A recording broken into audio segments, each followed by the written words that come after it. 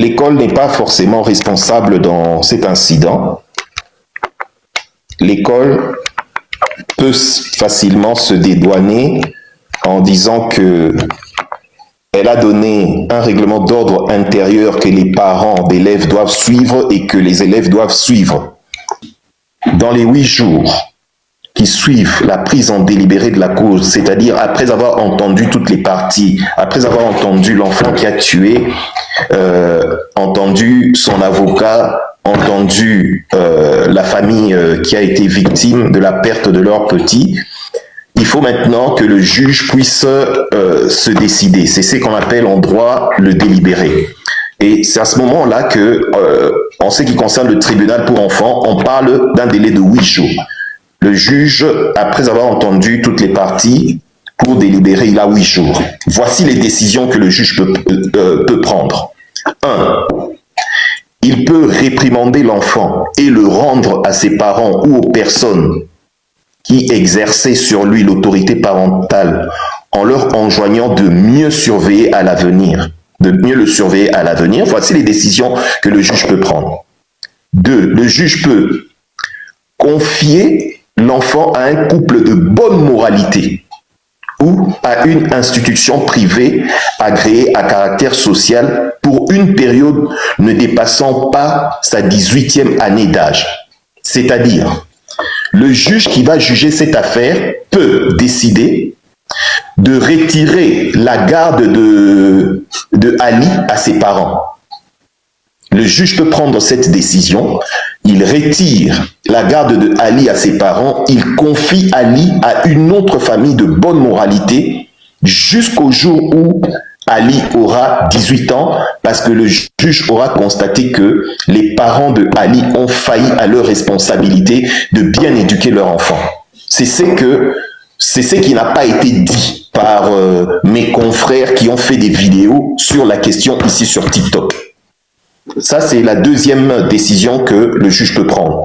Voici la troisième décision. Article 113 de la loi portant protection de l'enfant. L'article 113, alinéa 3, en dit: le juge peut prendre la décision suivante. Mettre l'enfant dans une institution publique à caractère social pour une période ne dépassant pas sa 18e année.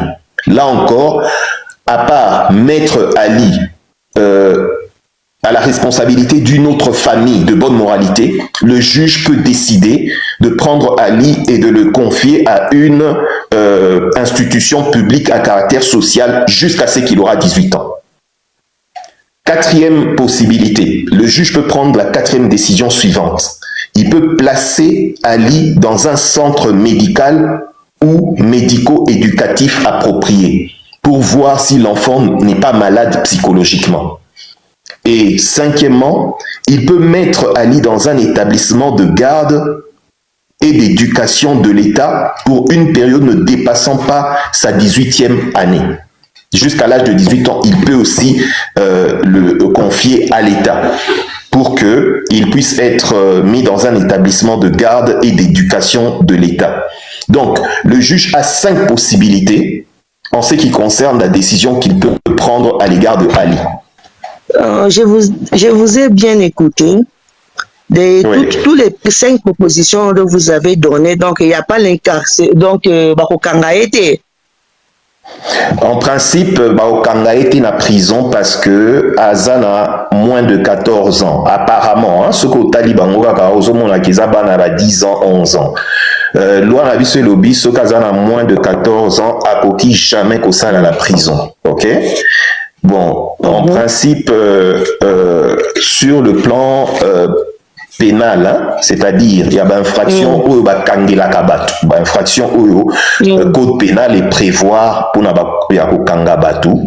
la loi dit Bana Bazali considéré Batumoko Agisaka sans discernement, c'est-à-dire ils ne savent pas les conséquences des actes qu'ils posent. Hein, voyez.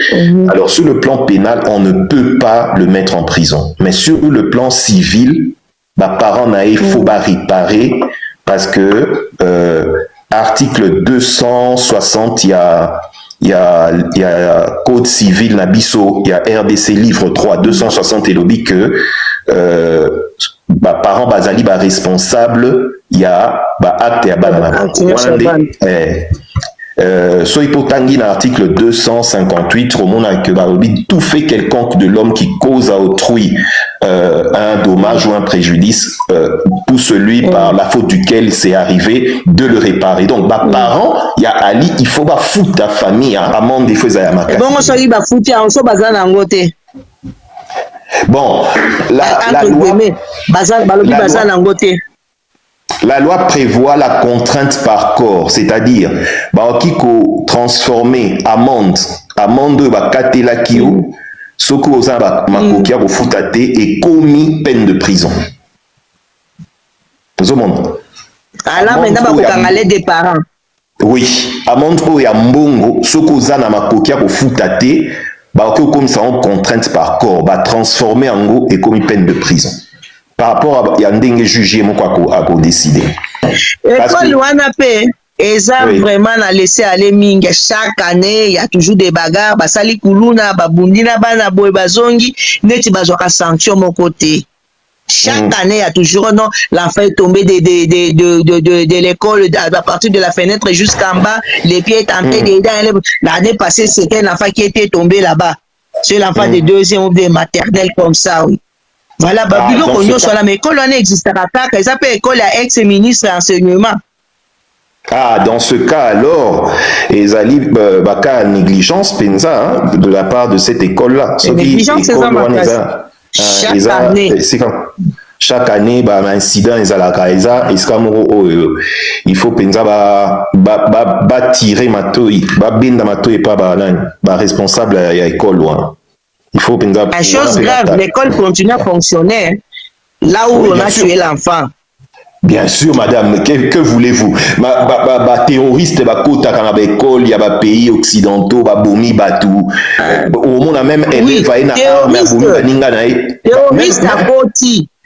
Oui, même terroriste à Boti. Il y a des étudiants qui viennent avec des armes à bomi, baninga, étudiants. Aux États-Unis, ça se fait. Est-ce qu'il faut fermer l'université parce qu'un étudiant est venu avec une arme pour tuer ses camarades? Il faut fermer l'université à cause de ça. À venir, il y a étudiants en sous. Ça peut être aussi envisageable, école et autres chabans en danger, parce que chaque année, il y a des incidents. Le ministère éco décidé comme ça. C'est une décision que j'ai mûrement réfléchi, évidemment. Moi, je considère que sur le harcèlement, on ne peut plus faire comme avant. On ne peut plus mettre sous le tapis, et quand il y a des dysfonctionnements, il faut que ça donne lieu à des sanctions et à des procédures. Il faut rappeler de quoi on parle, Amandine Bégaud. Vous l'avez dit, il y a un jeune garçon de 15 ans qui s'est suicidé. Ce garçon était harcelé à l'école.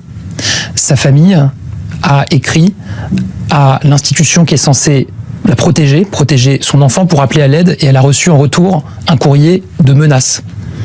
Et j'ai à l'époque qualifié explicitement ce courrier de honte, et je le redis, cette famille n'aurait jamais dû recevoir ce courrier. À partir de là, on ne peut pas faire comme avant. Et donc j'assume effectivement d'ouvrir cette procédure disciplinaire. Et comme chaque jeune, comme chaque élève, ce jeune garçon avait le droit de vivre heureux et en paix. Hier soir, un jeune garçon de 15 ans s'est donné la mort. J'ai échangé dès aujourd'hui avec sa mère, à qui j'ai exprimé tout mon soutien. Chaque drame est un drame de trop qui nous rappelle que nous ne sommes toujours pas à la hauteur.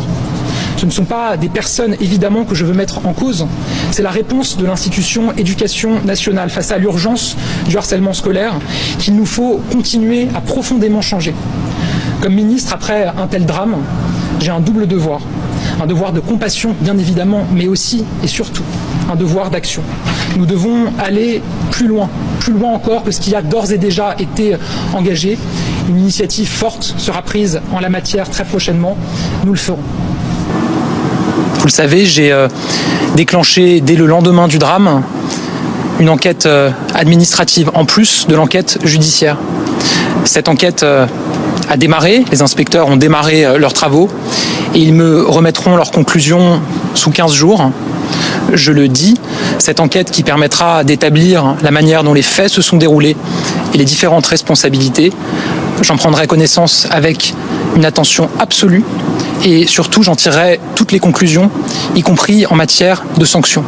Le ministère a décidé quand nous ne sommes pas dans l'instruction du dossier. On ne sait pas ce qui se dit et pas à juge. Ok? Nous sommes en train de discuter ici sur base des informations qui sont passées sur les réseaux sociaux. Nous n'avons pas tous les éléments du dossier. Toujours ça, la supposition. Ok? Alors, on verra. On ne saura jamais. Au fait, on ne saura jamais quel était le problème parce que la loi prévoit que les causes concernant les enfants, et ça, la maka à huis clos, pour préserver réputation à Banawana pour l'avenir. Vous voyez? Donc, makamna bango et salami na bomwana, il faut même pas memango na kimokolo. Même ce biso tozolo bangwa, jamais on ne saura ce qui est en train de se dire. Jamais les décisions du tribunal pour enfants ne sont pas publiées. Il faut batikango et zalakaka confidentiel. Donc, on est seulement en train de faire des suppositions pour to réfléchir en tant que Congolais.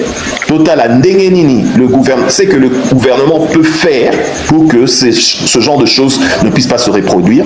Et c'est pourquoi je disais, Ndenge Gabriel Attal a soit qui mesure pour na mineur oyo a publier nudité ya copine nae payer 2 ans de prison, 15 000 € d'amende et arrêter qu'à faire wana ko publier nudité à ba copine.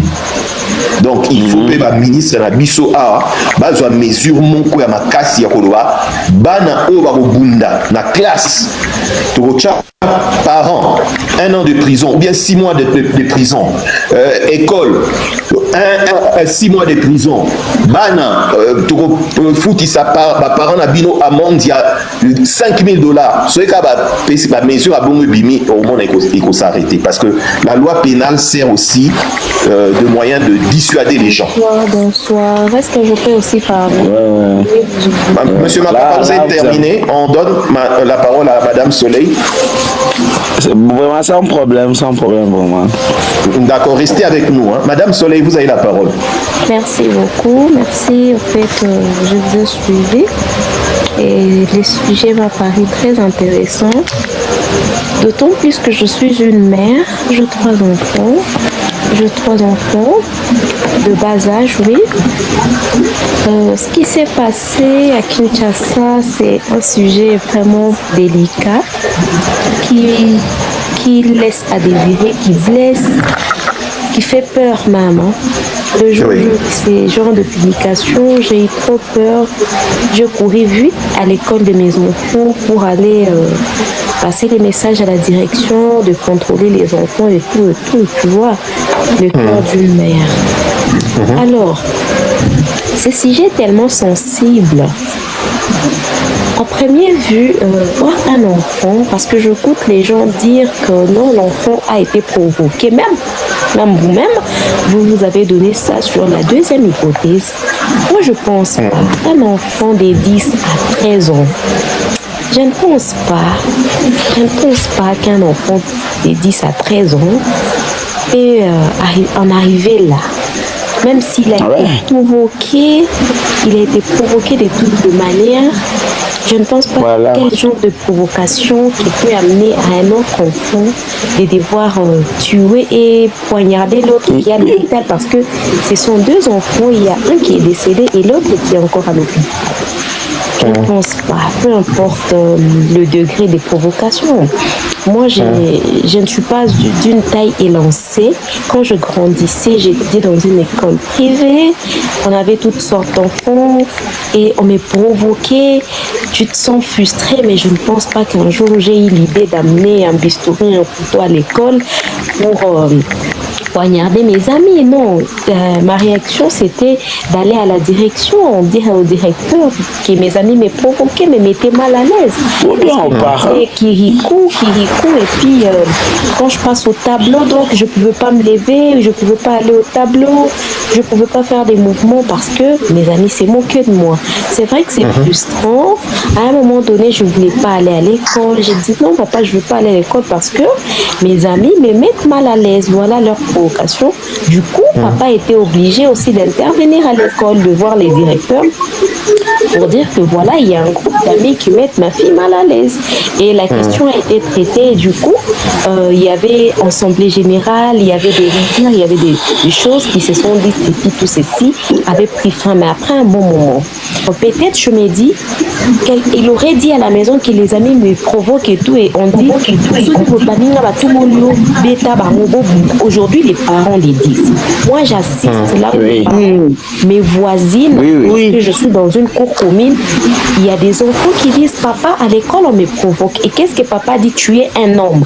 Quand on te provoque, on te frappe, tu leur provoques aussi. Imagine un peu ce que les parents peuvent dire aux enfants. Pourtant, moi, c'est le contraire. Moi, je toujours dis à mes enfants, quand on te provoque, va à la direction, va accuser, va madame, va accuser. Et si ça continue, tu reviens vers moi pour me dire, maman, à l'école, on m'a fait ça. Et moi, je viendrai pour parler au directeur. À l'école, il y a plusieurs professeurs. Comment expliquer qu'il y a une bagarre qui éclate et que apparemment il n'y avait pas, enfin ça je le dis sous réserve, hein, mais apparemment c'est comme s'il n'y avait pas d'adultes pour intervenir, parce que vous savez quand des adultes interviennent et quand ce sont d'autres enfants qui interviennent, la différence de force est très différente. On aurait appris de plusieurs sources, moi je suis à Kinshasa, que il y a un autre enfant qui a été blessé en essayant de s'interposer. Et cet enfant-là serait encore à l'hôpital. Et comment expliquer? Moi, c'est là que ça me dépasse. Où étaient les professeurs? Où étaient les enseignants pendant que la bagarre a éclaté? Ça, c'est la première question. Il faut qu'on puisse bien établir les responsabilités. Parce que vous savez que, en tant que parents, lorsque nous allons déposer nos enfants à l'école, il y a un transfert d'autorité, mais aussi de responsabilité. Ça veut dire que l'enfant que l'on laisse à l'école reste maintenant et sous la responsabilité des enseignants, des adultes qui sont à l'école. Donc l'école est responsable de la sécurité des enfants. Et s'il arrive malheur, pendant que l'enfant est à l'école, c'est l'école qui doit répondre. Parce qu'on ne confie pas nos enfants à des mineurs, on confie nos enfants à des adultes. Donc ça veut dire qu'ils ont le devoir et la responsabilité de veiller sur les enfants. Pas seulement de les instruire, pas seulement de les éduquer, mais de veiller à leur propre sécurité. Et aujourd'hui, malheureusement, le constat est, avec la multiplication des écoles privées, on sent qu'il y a un relâchement au niveau du recrutement des professeurs. J'ai l'impression que les écoles privées recrutent des enseignants qui ne sont pas de vrais pédagogues. Un bon enseignant à la base est d'abord un bon pédagogue. C'est quelqu'un qui doit être en mesure d'étudier et de voir même à l'avance les dangers qui peuvent survenir, d'interpeller les parents. Aujourd'hui, il y a trop de relâchement, surtout à Kinshasa, parce que pour moi, l'école est responsable. Il faut qu'on puisse établir la responsabilité civile et même pénale de non-assistance à personne en danger, particulièrement du professeur de ces élèves-là. S'ils étaient dans des classes différentes, des professeurs de ces élèves-là. Parce que les enfants sont sous la responsabilité des enseignants et du corps administratif de l'école jusqu'à ce que les parents viennent les récupérer. Et moi, j'ai remarqué ça dans les écoles privées. Je voyais des fois, on pouvait avoir un souci avec le chauffeur qui devait aller prendre les enfants et tout ça, ou que moi-même, je suis dans une réunion de travail, j'oublie qu'il est déjà 13h30, il faut aller chercher les enfants. L'école va garder les enfants jusqu'à ce que vous allez venir. Et quand je dis garder, ça ne veut pas dire que l'enfant peut quitter l'enceinte de l'école. Hein. Les agents de sécurité sont là pour veiller à ce que cet enfant-là ne puisse pas traverser l'enclos. Mais il y a des écoles où tu vois les enfants sortent, ils traversent, donc tout ça, il faut qu'il y ait une certaine réglementation. Alors pour chuter, ce cas doit servir de jurisprudence. Il faut que, au niveau de législature, au niveau de l'Assemblée nationale, je ne sais pas où, mais que l'on puisse s'asseoir pour un peu renforcer la loi. Vous voyez qu'il y a des lacunes. Il faut qu'on puisse renforcer la loi. Parce que vous savez, des fois, il y a des crimes qui sont commis et la personne qui est auteur de ce crime-là peut être incarcérée pour qu'on protège sa vie. Parce que comme le disait une dame tout à l'heure là, si la justice ne prend pas des décisions qui vont apaiser l'opinion publique, moi je sais comment ici à Kinshasa les gens se comportent, il y a une solidarité incroyable entre les Congolais eux-mêmes. C'est vrai que des fois, entre nous, on se dit non, on ne s'aime pas, mais ici à Kinshasa, quand il y a une situation face à des étrangers, il faut voir comment les Kinois se comportent.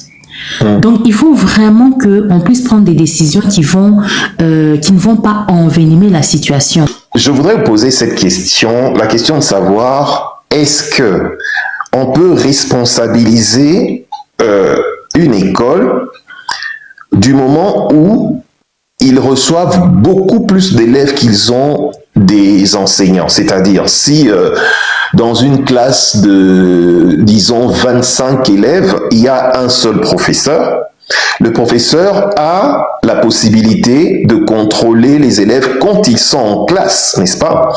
Mais une fois qu'ils sont dans la cour de la récréation ou bien qu'on a sonné la sortie et que les enfants ont quitté la salle de classe, l'enseignant n'a plus ses yeux sur les enfants. Voilà pourquoi il existe un règlement d'ordre intérieur qui donne la conduite que les enfants doivent suivre quand ils sont à l'intérieur de l'école. De ce fait, si les enfants n'étaient plus sous les yeux visiblement, si l'enseignant ne pouvait plus les regarder, les voir, ou s'ils étaient en dehors de la salle de classe, ils étaient alors, dans ce cas-là, sous la responsabilité du règlement d'ordre selon la conduite qu'ils devaient suivre. Ne pas se battre, sinon vous serez renvoyé définitivement et tout ça. Mais alors, c'est ici que moi, si j'étais avocat de l'école, je dirais, s'ils étaient en dehors de la salle de classe, ils étaient sous, comment je peux dire, sous l'égide du règlement d'ordre. Et s'ils n'ont pas respecté le règlement d'ordre, ils sont sanctionnables et ce n'est pas à l'école de porter la responsabilité. En fait, qu'est-ce que vous en dites? Est-ce que je peux répondre? Oui. Je peux parler. Est-ce que je peux répondre? Vous savez, quand les enfants quittent les classes, quand il est 13h30, je prends un peu un exemple par rapport à l'école où mes enfants étaient, les grandes, quand il est 13h30,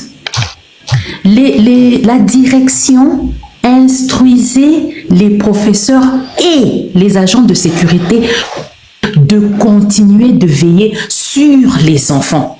Parce qu'il y a eu une école, je ne sais plus si c'était ici à Kinshasa, non, c'était pas ici, c'était au Nigeria. On avait enlevé un enfant et l'école avait été poursuivie alors que c'était après les heures de cours. De cours, oui. Donc moi, personnellement, je pense qu'il y a des brèches que l'on devrait remplir pour qu'on ne puisse pas se retrouver avec des vides juridiques lorsqu'il y a ce genre de situation. Voilà. En dehors de gardiens qui sont là, il y a de surveillants. Il n'y a pas moins de 5 surveillants. Et pendant la récréation, ils postent les surveillants dans chaque recoin où ils savent que les enfants ont tendance à aller jouer. Premièrement, c'est pour sécuriser les enfants, mais aussi c'est pour surveiller ceux-là qui ont tendance à faire des jeux brutaux. Parce que ce sont des mineurs. Et l'école a cette responsabilité de se rassurer que là où les enfants jouent, il y a au moins un surveillant qui est là pour surveiller les faits et gestes de tous les enfants. Il y a au moins un adulte. C'est ce qui doit être fait. Mais si cela n'a pas été fait, c'est que la responsabilité revient encore. L'enfant est placé parmi les catégories des incapables. Exact. Vous voyez, ça c'est la loi. La loi est impersonnelle, la loi ne vise personne, c'est-à-dire que la loi s'impose à tout le monde. quels sont les dispositifs que l'école a pris pour que les règlements intérieurs soient respectés? Est-ce que les mésententes entre Ryan et Ali étaient arrivées à la direction de l'école? On commence d'abord à l'enseignant qui les enseigne et à la direction des écoles. Quelles sont les mesures préventives qui ont été prises par rapport à la responsabilité civile? L'école est responsable, quoi qu'il y ait règlement intérieur, la loi prévaut sur les règlements intérieurs. Et même le règlement intérieur, ça doit être accompagné de dispositifs comme les disaient ceux qui m'ont précédé. Monsieur Grasse, vous êtes juriste? Oui, oui, tout à fait. D'accord. Est-ce que vous connaissez l'adage qui dit lex specialis derogate lex generalis? Oui, oui, je sais. Ça veut dire? Oui. Ça veut dire que quoi? La loi ici, la lex specialis, la loi particulière, c'est le règlement d'ordre intérieur. Non, non. De l'école. Les règlements d'ordre intérieur n'est pas une loi, mais c'est dans les cadres de privé. Les règlements intérieurs... Oui, bien sûr. Vous savez très bien que un contrat entre deux parties fait loi pour ces deux parties, n'est-ce pas? Ça devient la loi de ces deux parties. Mais la loi de ces deux parties doit tenir compte des principes et des règles établies. Oui. Oui. Je suis d'accord. Ça fait foi entre les parties. Mais maintenant, les juges c'est ce que je disais, les juges vont examiner quels sont les dispositifs que l'école a mis en place pour accompagner ces règlements intérieurs-là. Il faut que notre système judiciaire puisse un peu amender cette loi-là de 2009 portant protection de l'enfant pour instituer les établissements pénitentiaires à caractère juvénile. Parce que c'est très important. Ailleurs, nous voyons ça. Il y a des institutions pénitentiaires. Aux États-Unis,